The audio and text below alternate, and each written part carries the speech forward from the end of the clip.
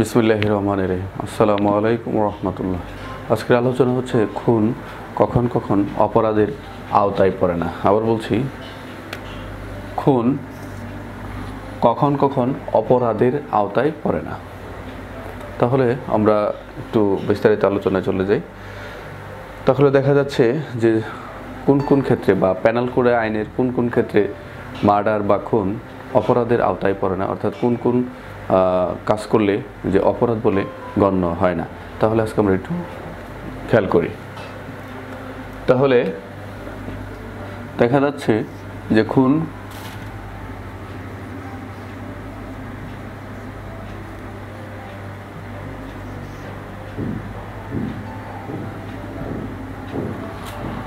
কখন কখন অপরাধের আওতায় পড়ে না। এখানে কিছু আমরা অপশন দেখতে পাচ্ছি বা পয়েন্ট দেখতে পাচ্ছি। এই বাংলাদেশ পেনাল কোড আইনের অন্যান্য আইনেও রয়েছে, তবে এখানে স্পেসিফিকভাবে বাংলাদেশ পেনাল কোড আইনের যে সকল ক্ষেত্রে অপরাধ করলে অপরাধ অর্থাৎ খুন বলে গণ্য নয় তা আমরা একটু আলোচনা করছি। এখানে নরহত্যা, অর্থাৎ আমরা জানি যে নরহত্যা একটি অত্যন্ত গর্হিত কাজ যা কোনোভাবেই সমর্থনযোগ্য নয়, কিন্তু কোনো সময় বা কতক সময় এমন অবস্থার সৃষ্টি হয় যে ক্ষেত্রে নরহত্যাকে আইন বৈধ বলে বিবেচনা করা হয়। তবে এখানে আক্রমণকারী যখন পরাজিত, ভূপাতিত বা অস্ত্রচ্যুত তখন তাকে খুন করা ব্যক্তিগত প্রতিরক্ষার মধ্যে পড়ে না। ব্যক্তিগত প্রতিরক্ষার অধিকার প্রয়োগ করে কোনো ব্যক্তি অন্যের প্রাণ তখনই হরণ করতে পারে যখন তার নিজের জীবন হানি কিংবা গুরুতর জখম আসন্ন হয়। তাই কাউকে হত্যা করা কোনো সহজ ব্যাপার নয়, কিন্তু যদি প্রয়োজন দেখা দেয় তবে আইনের মধ্য থেকেই অপরকে হত্যা করার অধিকার আইনই দিয়েছে। কারোর উপর আক্রমণ হলে অবশ্যই সে আত্মরক্ষা ব্যক্তিগত অধিকার, অথবা সে খুন করলেও অপরাধ বলে গণ্য হবে না। তাহলে আমরা আলোচনায় চলে যাই যে প্রথম যে পয়েন্টটা বলা হয়েছে যে ঊর্ধ্বতন কর্তৃপক্ষের বৈধ আদেশ, অর্থাৎ পেনাল কোডের 76, অর্থাৎ এখানে প্রথম বলা হয়েছে যে ঊর্ধ্বতন কর্তৃপক্ষের বৈধ আদেশ, অর্থাৎ এখানে পেনাল কোডের 76 ধারায় অর্থাৎ 76 ধারায় বলা হয়েছে যে ঊর্ধ্বতন কর্তৃপক্ষের বৈধ আদেশে যদি নিম্নপদস্থ কোনো কর্মচারী কোনো তার নির্দেশে যদি গুলি চালায়, সেটা গুলি চালিয়ে যে কাউকে মৃত্যু হয় সেটা কোনো অপরাধ বলে গণ্য হবে না। আবার বলছি, অর্থাৎ ঊর্ধ্বতন কর্তৃপক্ষের বৈধ আদেশে যদি নিম্নপদস্থ কোনো কর্মচারী যদি গুলি চালায়, তাহলে সেটা গুলি চালিয়ে যদি কোনো ব্যক্তি মারা যায় সেটা কোনো অপরাধ বলে গণ্য হবে না। 2 নম্বর পয়েন্টের খেয়াল করি। দেখেন, 9 বছরের কম বয়স শিশুর অপরিণত বিবেক, অর্থাৎ এখানে বলা হয়েছে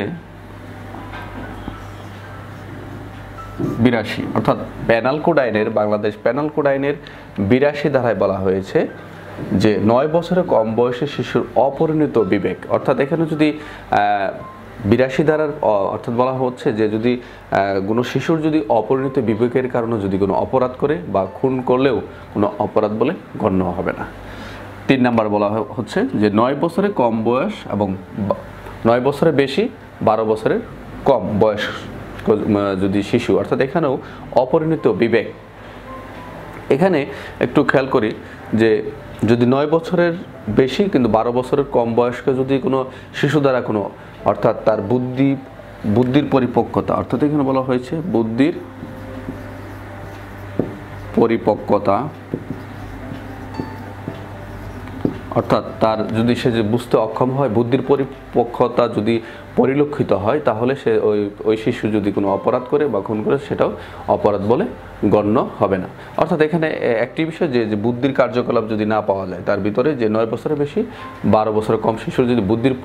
পরিপক্কতা কার্যকলাপ যদি পরিলক্ষিত না হয়, তাহলে সে যদি কোনো অপরাধ বা খুন করে সেটাও কোনো অপরাধ বলে গণ্য হবে না। তাহলে এটা হচ্ছে পেনাল কোডের অর্থাৎ 83, অর্থাৎ এখানে 83 দ্বারা এই কথা বলা হয়েছে। অর্থাৎ এখানে 4 নম্বর যে অপশনটা হচ্ছে কোনো অপ্রকৃতিস্থ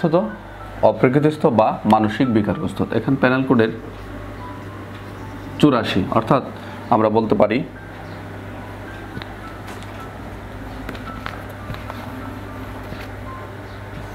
পাগল। অর্থাৎ পাগল ব্যক্তি, কোনো অপ্রকৃতিস্থ বা মানসিক বিকারগ্রস্ত, অর্থাৎ পেনাল কোড 84 ধারায় বলা হয়েছে যদি পাগলের কাজ, অর্থাৎ যদি তার মানুষের অপ্রকৃতিস্থ কারণে বা বিকারগ্রস্ত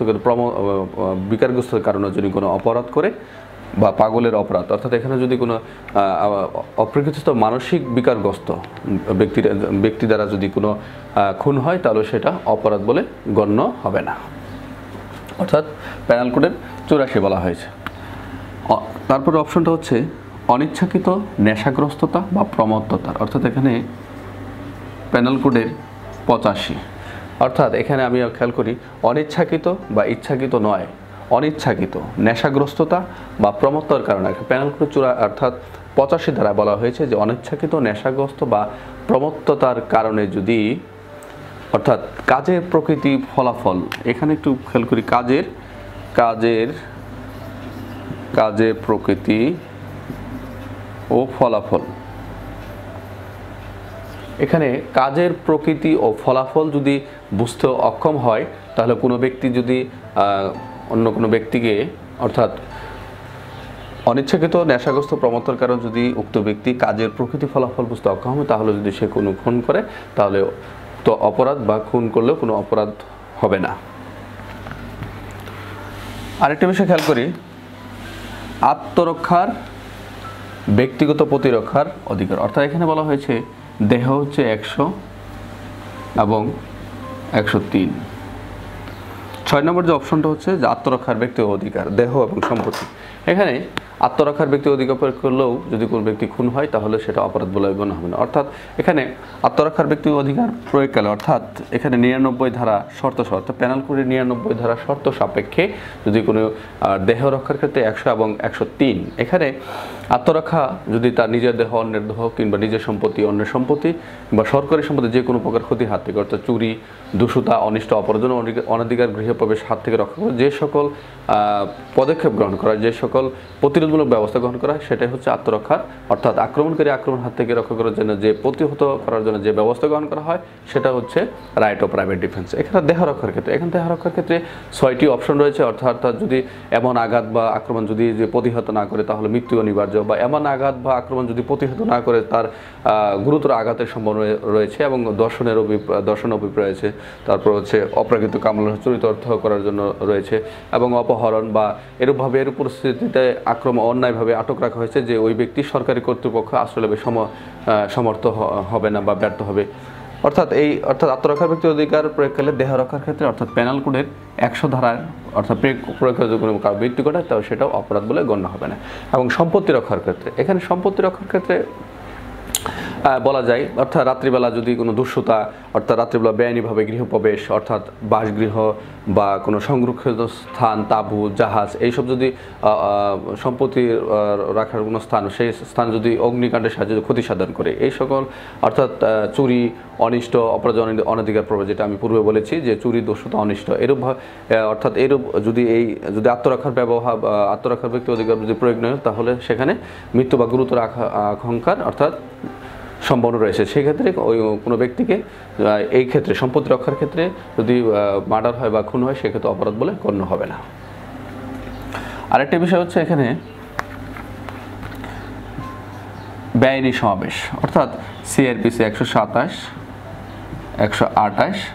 এবং পিআরবি হচ্ছে 142, 143 এবং পুলিশ আইন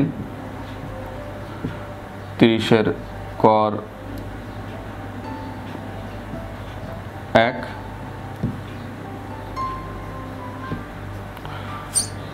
এবং পিআরবি 153 ঘ। অর্থাৎ এখানে একটি বিষয় খেয়াল করি যে বেআইনি সমাবেশ, অর্থাৎ এখানে কার্যবিধির 127, 28, অর্থাৎ বেআইনি সমাবেশ যদি 5 বা ততোধিক ব্যক্তি যদি তারা বেআইনি সমাবেশ করে, তার অধিক ব্যক্তি যদি একত্রিত হয়ে কোনো সম্পত্তি বা রাষ্ট্রবিরোধী কোনো কাজ করে বা কোনো অপরাধমূলক বল প্রয়োগ করে, অর্থাৎ বেআইনি সমাজ সংগঠন করে কোনো রাষ্ট্রের কোনো ধ্বংসাত্মক আচরণ করে, সেই ক্ষেত্রে অর্থাৎ এখানে যদি বৈধ জনতা অর্থাৎ অবৈধ জনতায় পরিণত হয় এবং সেই অর্থাৎ আমাদের সিনিয়র ঊর্ধ্বতন কর্তৃপক্ষ কর্মকর্তারা, তাহলে সেটা বেআইনি সমাবেশ ছত্রভঙ্গের জন্য নির্দেশ দিবেন এবং সেই ক্ষেত্রে যদি রাষ্ট্রে কোনো গুরুত্বপূর্ণ অর্থাৎ রাষ্ট্রের সম্পত্তি যদি ধ্বংসের কাজে কোনো হাইনাস আচরণ করে বা হিংসাত্মক আচরণ করে সেই ক্ষেত্রে যদি অর্থাৎ পিআরবি 153 গ অর্থাৎ আমরা সেই বেআইনি সমাবেশ প্রতিরোধ করার জন্য আমরা আত্মরক্ষার ব্যক্তিগত অধিকার প্রয়োগের মাধ্যমেই অর্থাৎ আগ্নেয়াস্ত্র ব্যবহার করে যদি কোনো ব্যক্তির খুন হয় সেই ক্ষেত্রে অপরাধ বলে গণ্য হবে না। সর্বশেষ যে পয়েন্টটি হচ্ছে আসামি গ্রেপ্তার। এখানে বলা হয়েছে সিআরপিসির 46-3 অর্থাৎ আসামি গ্রেপ্তার করতে যদি কোনো আসামি যদি আমাদেরকে বল প্রয়োগ করে বাধা দেয় বা গ্রেপ্তারে বাধা দেয় বা উক্ত আসামি যদি আমাদের আক্রমণ করে বা উক্ত আসামি যদি কোনো গ্রেপ্তার করতে যদি পলায়ন করে অর্থাৎ তাহলে আমরা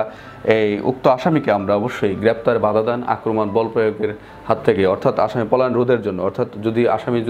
সে আসামি যদি অর্থাৎ এখানে বলা হচ্ছে মৃত্যুদণ্ডে বা যাবজ্জীবন কারাদণ্ডে দণ্ডনীয় কোনো আসামি হয় তাহলে উক্ত আসামি যদি গ্রেপ্তারে বাধা প্রদান বা আসামি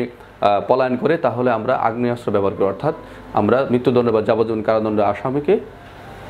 সিআরপিসি 46-3 অনুযায়ী আমরা মৃত্যু ঘটালেও কোনো অপরাধ বলে গণ্য হবে না। যদি মৃত্যু হয় তাহলে উক্ত অপরাধের জন্য বা খুন হলেও কোনো অপরাধ বলে গণ্য হবে না। অর্থাৎ এখানে পিআরবি 153 ঘতে বলা রয়েছে। তাহলে দেখা যাক আজকের আলোচনা ছিল খুন কখন কখন অপরাধের আওতায় পড়ে না। অর্থাৎ আমরা এখানে প্রায় 8টি অপশন দেখলাম যে খুন কখন কখন অপরাধের আওতায় পড়ে না অর্থাৎ কোন কোন কাজ করলে অপরাধ বলে গণ্য হবে না সেটা আমরা আলোচনা করলাম। তাহলে একটু রিভিশন দেই। সেটা হচ্ছে প্রথম হচ্ছে যে এখানে 8টি অপশন বা 8টি পয়েন্ট রয়েছে। সেটা হচ্ছে প্রথমত ছিল যে ঊর্ধ্বতন কর্তৃপক্ষের বৈধ আদেশ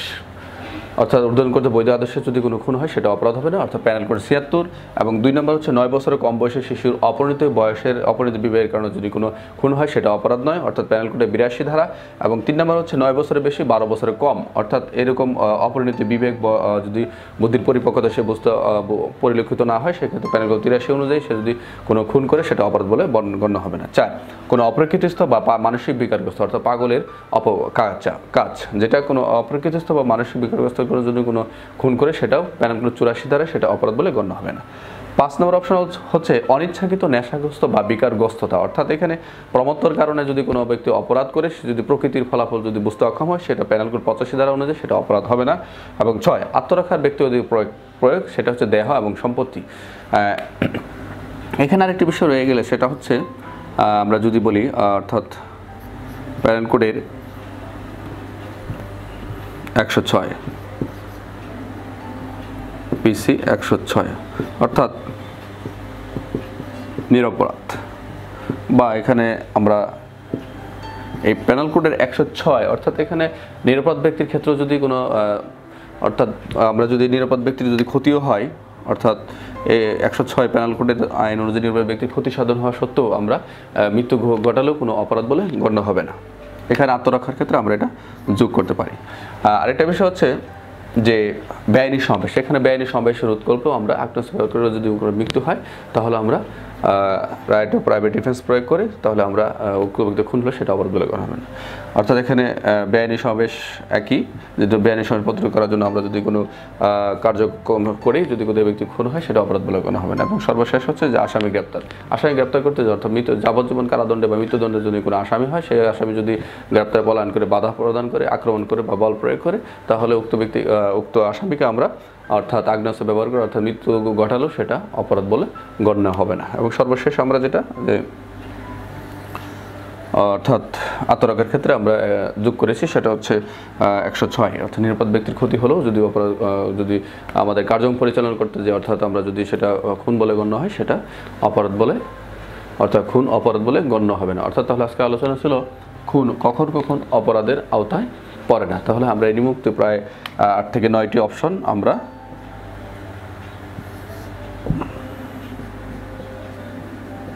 নিরপরাধ